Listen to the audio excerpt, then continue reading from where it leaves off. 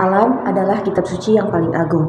Setiap daun, setiap bintang, setiap hembusan angin adalah huruf-huruf yang menyingkap rahasia penciptaan. Dengan memahami bahasa alam, kita akan menemukan kedamaian batin dan hidup selaras dengan alam semesta.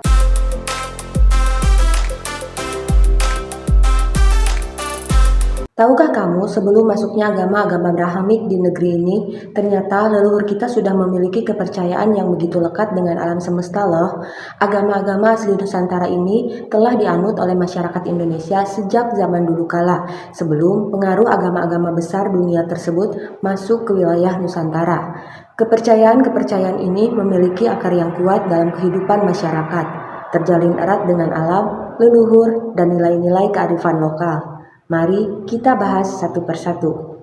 Sunda Wiwitan. Meskipun saya sudah membahas di video sebelumnya, dan di video ini saya akan kembali mengulasnya secara garis besar. Sunda Wiwitan adalah kepercayaan asli masyarakat Sunda yang memiliki hubungan sangat erat dengan alam dan leluhur. Mereka percaya pada kekuatan gaib yang terdapat di alam semesta, seperti gunung, sungai, pohon besar, dan batu keramat.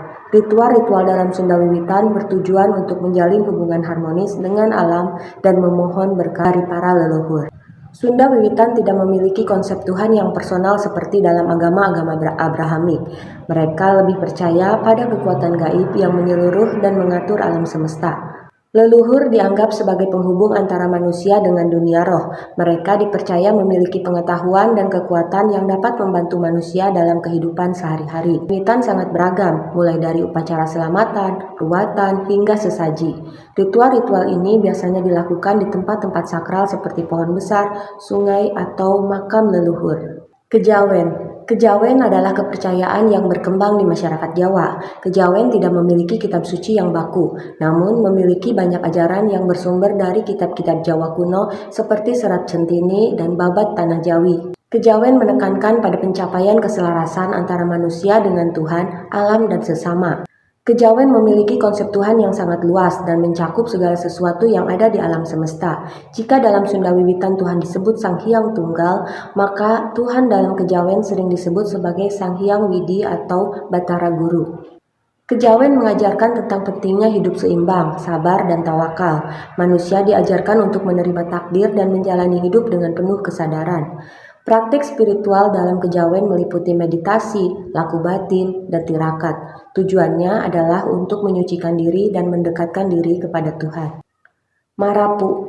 Marapu adalah agama asli masyarakat Sumba, Nusa Tenggara Timur. Penganut Marapu percaya pada kekuatan gaib yang disebut Marapu dan melakukan berbagai ritual untuk berkomunikasi dengan leluhur. Ritual-ritual Marapu seringkali melibatkan persembahan hewan kurban dan tarian adat. Sama halnya dengan dua agama Nusantara yang sudah dijelaskan sebelumnya, Marapu juga tidak memiliki konsep Tuhan yang personal. Mereka lebih percaya pada kekuatan gaib yang mengatur alam semesta dan kehidupan manusia. Leluhur dalam Marapu dianggap sebagai penjaga kampung dan pemberi berkah. Mereka dipercaya memiliki pengetahuan tentang pertanian, pengobatan, dan berbagai aspek kehidupan lainnya.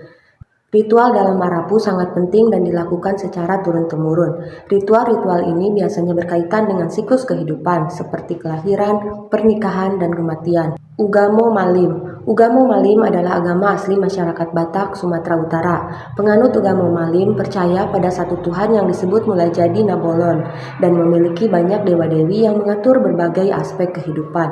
Ritual-ritual Ugamo Malim sering kali dikaitkan dengan pertanian dan perikanan. Mula jadi Nabolon dianggap sebagai pencipta segala sesuatu. Di bawahnya terdapat banyak dewa-dewi yang memiliki tugas dan wewenang masing-masing.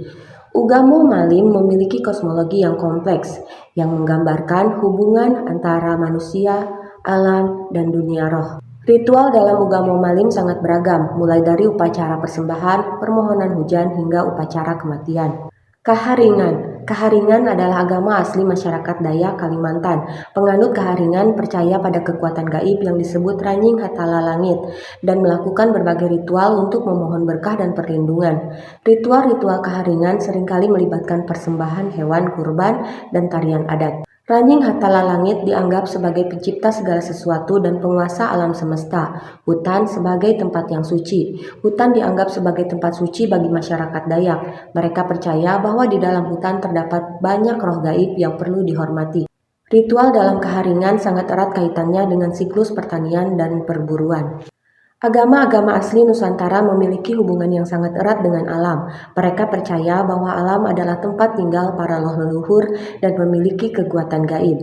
Leluhur juga dianggap sebagai sosok yang sangat dihormati dan memiliki pengaruh besar terhadap kehidupan manusia. Ritual merupakan bagian penting dalam agama-agama asli Nusantara. Ritual dilakukan untuk berkomunikasi dengan para roh leluhur, memohon berkah dan menjaga keseimbangan alam. Agama-agama asli Nusantara mengandung banyak kearifan lokal yang telah diwariskan dari generasi ke generasi.